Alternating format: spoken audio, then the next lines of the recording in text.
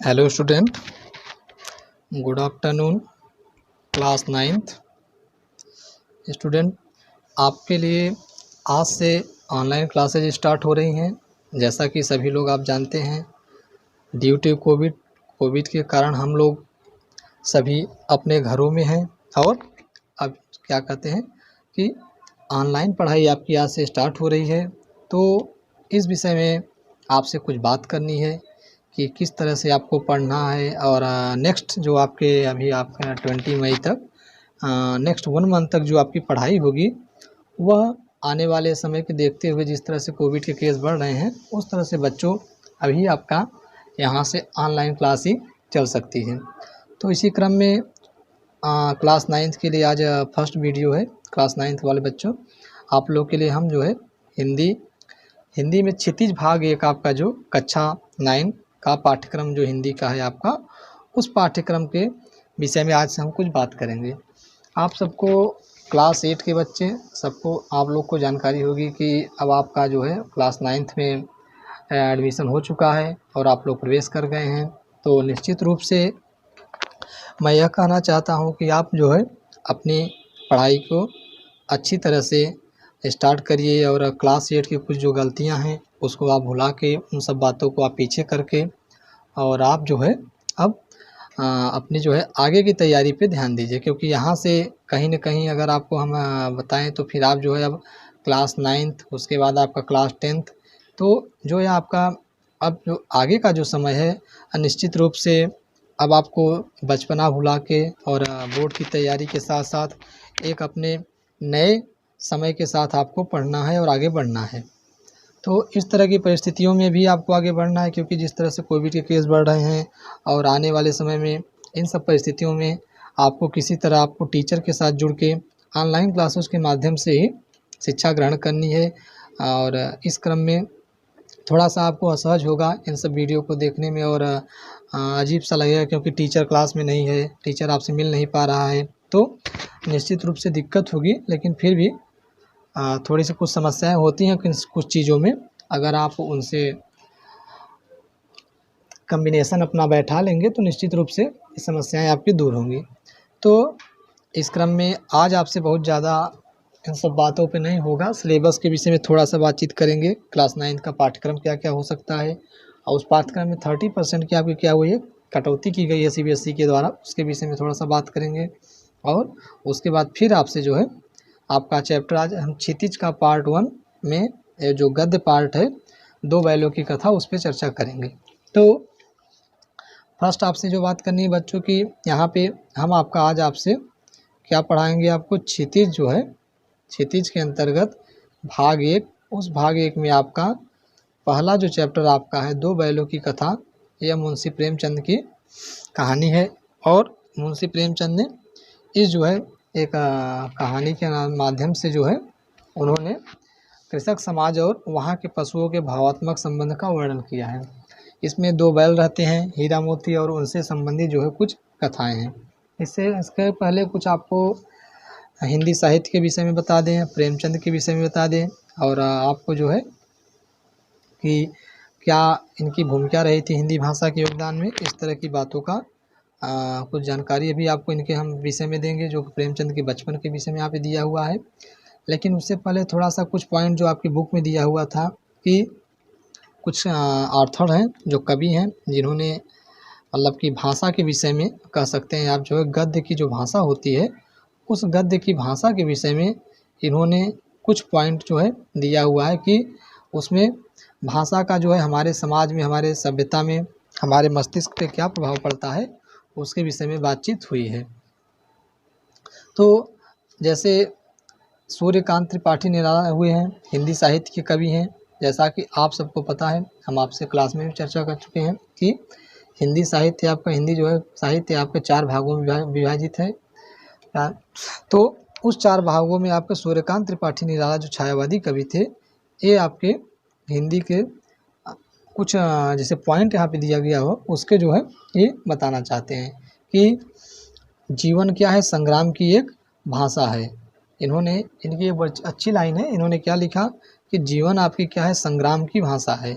जिस तरह से आपके जो है क्या होता है जीवन में बदलाव आते रहते हैं, तो उसी को इन्होंने यहाँ पे सूर्यकांत त्रिपाठी लिखे हुए हैं कि जीवन क्या है आपकी संग्राम की भाषा है।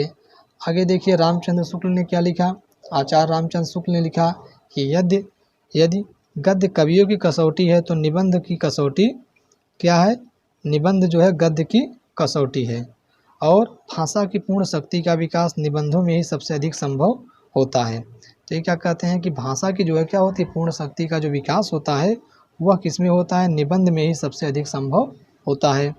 उसके बाद प्रेमचंद है, मुंशी प्रेमचंद, जिनकी आपको कहानी पढ़ेंगे। इन्होंने क्या लिखा कि कहानी एक ऐसी रचना है जिसमें जीवन के किसी अंग या किसी एक मनोभाव को दर्शित करना ही लेखक का उद्देश्य होता है। उसके चरित्र, उसकी शैली, उसका कथा विन्यास सभी उसी एक भाव को पुष्ट करते हैं। और रेल्फ फॉक्स हुए हैं, एक इंग्लिश साहित्यकार थे, उन्होंने कहा कि अच्छा गद्य लिखने की कला चीज़ों को उनके सही नाम से पुकारने की कला होती है।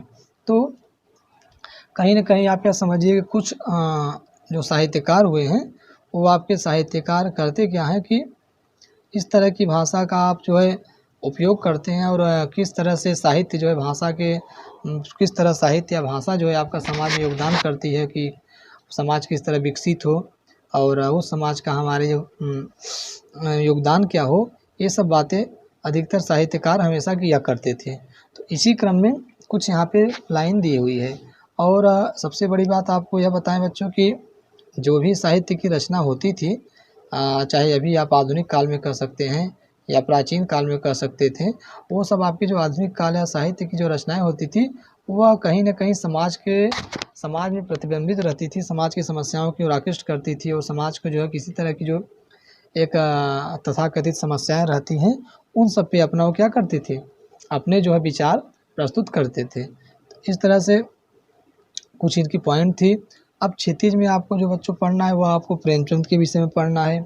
कुछ इसमें अच्छा चैप्टर का हम वो नहीं ले आए हैं कि कहाँ से आपका चैप्टर कौन कौन से हैं, उसे हम सिलेबस देख के जो आपका 30% सिलेबस कट होके आगे का आपका 70% सिलेबस है उसी को आपको हम पढ़ाएंगे। तो सबसे पहले यहाँ पे प्रेमचंद के विषय में थोड़ा सा डिस्क्रिप्टिव देख लेते हैं, और उसके बाद दो बैलों की कथा में इन्होंने क्या कहा है इस तरह के इनके विषय में जान लेते हैं। तो कल से हम आपको ये चैप्टर स्टार्ट करेंगे। आज थोड़ा सा डिस्क्रिप्शन, कुछ अभी और वीडियो आपको भेजेंगे कुछ विषय में। तो जैसे देखिए दो बैलों की जो कथा है इसमें प्रेमचंद ने क्या किया कि भारत में कृषक समाज और पशुओं के भावात्मक संबंधों का वर्णन किया कि क्या कि जैसा आप सब जानते हैं कि हमारा देश क्या है बच्चों, कृषि प्रधान देश है।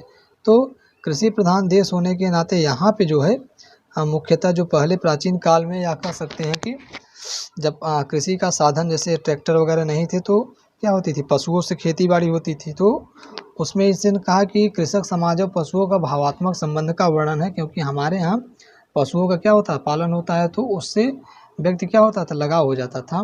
तो यही यहाँ पे बताएं कि इस कहानी में उन्होंने यह बताया कि स्वतंत्रता सहज नहीं मिलती, उसके लिए बार बार हमें क्या करना होता है, संघर्ष करना पड़ता है। इस प्रकार परोक्ष रूप से यह कहानी आज़ादी के आंदोलन की भावना से जुड़ी है। इसके साथ ही इस कहानी में प्रेमचंद ने पंचतंत्र और हितोपदेश की कथा परंपरा का उपयोग और विकास किया है। तो जैसा कि आप लोग जानते हैं कहीं न कहीं यह कहानी दो बैलों की कथा, इसमें जो है इससे प्रेमचंद यह नहीं दिखाना चाहते कि बैलों को किस तरह से आप खूंटे में बांध कर और कह सकते हैं कि उसको दास्तां बंधन में मुक्त रखते हैं, लेकिन कहीं न कहीं इससे यह दिखाना चाहते हैं प्रेमचंद कि किस तरह से व्यक्ति, किस तरह से हम अंग्रेज़ों की गुलामी की जंजीरों में क्या हुए थे, जकड़े हुए थे, और उससे जो है हमको कैसे निकलना था, उस दास्तां को कहीं न कहीं इस कहानी के माध्यम से दिखाया गया है।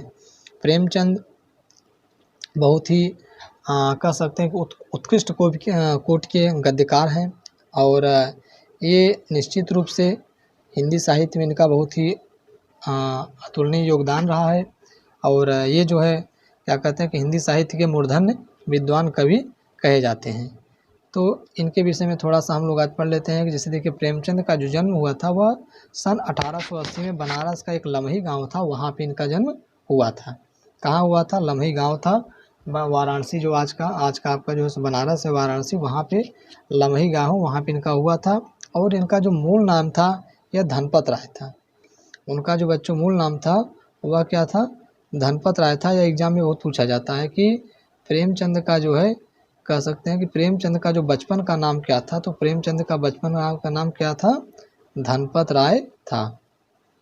इनका बचपन का नाम क्या था, धनपत राय था। तो एग्जाम में हमेशा पूछा जाता है कि प्रेमचंद का जो है बचपन का नाम क्या था। तो देखिए, प्रेमचंद का बचपन अभाव में बीता और शिक्षा बीए तक हो पाई। उन्होंने शिक्षा विभाग में नौकरी की, परंतु असहयोग आंदोलन में सक्रिय भाग लेने के लिए सरकारी नौकरी से त्यागपत्र दे दिए और लेखन कार्य के प्रति पूरी तरह समर्पित हो गए। और 1936 में इस महान कथाकार का देहांत हो गया। तो अब ये देखिए, 1936 में इनका जो है देहांत हुआ और 1880 में क्या हुए थे, पैदा हुए थे। तो प्रेमचंद जी जो है आपके कितने साल जिंदा रहे, 56 जो है 56 ईयर अर्थात 56 साल जो है ये जिंदा रहे। बहुत लंबी उम्र तो नहीं कह सकते हैं, लेकिन 56 ईयर में 56 साल में ही ये जो है इन्होंने क्या किया, एक कह सकते हैं कि स्वर्णिम युग का इन्होंने सूत्रपात किया और बहुत सी रचनाओं के द्वारा इन्होंने अपने विषय में ख्याति प्रसिद्ध की। इनकी कुछ रचनाएं जैसे मानसरोवर में प्रेमचंद की जो चर्चित कहानियाँ, जैसे कि मानसरोवर के 8 भागों में संकलित है, सेवा सदन, प्रेमाश्रय, रंगभूमि, कायाकल्प, निर्मला, गबन, कर्मभूमि, गोदान इनके प्रमुख उपन्यास थे। इसमें आपका सेवा सदन हो गया, उसके बाद रंगभूमि हो गया और निर्मला हो गया, गबन हो गया, कर्मभूमि और गोदान, ये सब आपके उपन्यास बहुत ही चर्चित हैं और हमेशा कहीं न कहीं किसी न किसी एग्जाम में पूछे जाते हैं कि ये किनकी रचनाएं हैं। तो इस तरह से प्रेमचंद के विषय में बात करें तो उन्होंने हंस, जागरण, माधुरी आदि पत्रिकाओं का भी संपादन किया। कथा साहित्य के अतिरिक्त प्रेमचंद ने निबंध एवं अन्य प्रकार का गद्य लेखन भी प्रचुर मात्रा में किया। प्रेमचंद साहित्य को सामाजिक परिवर्तन का सशक्त माध्यम मानते थे। उन्होंने जिस गाँव और शहर के परिवेश को देखा और जिस जिया उसकी अभिव्यक्ति उनके कथा साहित्य में मिलती है। किसानों और मजदूरों की दयनीय स्थिति, दलितों का शोषण, समाज में स्त्री की दुर्दशा और स्वाधीनता आंदोलन आदि रचनाएं उनके मूल विषय थे। प्रेमचंद के कथा साहित्य का संसार बहुत व्यापक था और उसमें मनुष्य की नहीं पशु पक्षियों का भी क्या होता था, अद्भुत आत्मीय मिलता था। बड़ी से बड़ी बात को सरल भाषा में सीधे और संक्षेप में कहना प्रेमचंद के लेखन को प्रमुख विशेषता थी। उनकी भाषा सरल और सजीव एवं मुहावरेदार थी तथा उन्होंने लोक प्रचलित शब्दों का प्रयोग कुशलतापूर्वक किया। तो आपको करना क्या है कि जैसे प्रेमचंद के विषय में हम बताएं तो आप जो है इस कहानी को एक बार देखिएगा। वीडियो को देखने के बाद फिर जो है 2 पहलुओं की कथा आप पढ़ेंगे और हम इसका जो डिस्क्रिप्शन आपको डेली जो वीडियो सेंड करेंगे तो वहाँ से देते जाएंगे। और आपको बता दें बच्चों को वीक में आपसे जो है एक वीक पे जो है जूम क्लास होगी। उस जूम क्लास में आपकी समस्या और कौन से क्वेश्चन आंसर आपको लिखने हैं। वैसे हम PDF में यहाँ आपको बता देंगे, फिर भी कौन सी क्लास आपको मतलब कि लिखनी है, कौन से क्लास में आपको कौन से क्वेश्चन नोट्स करने हैं पेज से, वह सब आपको जूम क्लास के माध्यम से बताएंगे और आपको PDF भी सेंड करेंगे। तो आज अभी इस तरह से आपकी एक प्रारंभिक कर सकते हैं क्लास थी, जिसमें कुछ चीज़ें आपको बताइए क्लास 9th के बच्चों के लिए। और नेक्स्ट डे से हम आपको सिस्टमेटिक एक अच्छे वीडियो के साथ जो है और एक अच्छी लेक्चर की व्याख्या के साथ आपको उपस्थित करेंगे, कोशिश करेंगे अच्छा से अच्छा वीडियो। और अभी बच्चों हम देख रहे हैं कि अगर हो सकता है तो स्क्रीन की व्यवस्था करें जिससे सीधे जो है हमारा फ़ोटो आपके साथ आ सके या फिर देखते हैं। और मतलब एक प्रयास रहेगा कि जो अच्छा से अच्छा वीडियो हो उस तरह के वीडियो बनाने का हम प्रयास करेंगे। और आई होप कि आप लोग अच्छे से पढ़ाई करेंगे। तो हम जो है आपसे नेक्स्ट वीडियो में मिलेंगे। तब आज जो है स्टार्ट इतना से ही बच्चों, नेक्स्ट वीडियो में आपके साथ बात करेंगे इस चैप्टर पे। तब तक के लिए गुड बाय, टेक केयर।